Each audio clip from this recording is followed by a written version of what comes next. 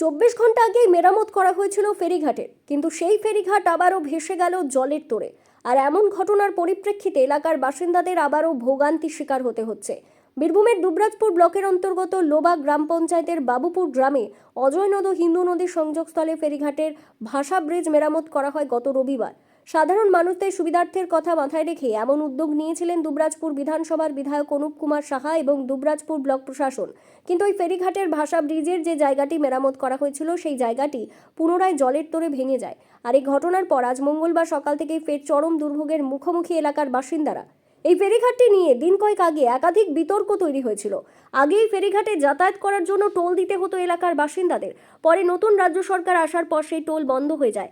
যখন এলাকার বাসিন্দারা টোল মুক্তভাবে ফেরিঘাটের ওপর দিয়ে যাতায়াত করবেন ভেবে আনন্দে আত্মহারা, তখনই কেউ বা কারা ওই ফেরিঘাটের একাংশ ভেঙে দেয় বলে অভিযোগ। সম্প্রতি সেই ফেরিঘাটের ভাঙা অংশ মেরামত করা হয় রবিবার, কিন্তু আবার তা ভেঙে যাওয়ার ফলে দুর্ভোগের শেষ নেই বাসিন্দাদের।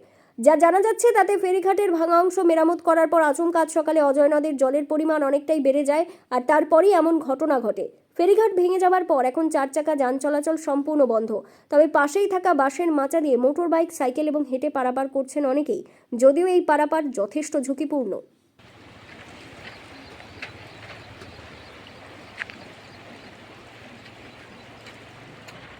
বীরভূমের দুবরাজপুর থেকে লালটু মুখার্জির প্রতিবেদন, বীরভূম রার বাংলা।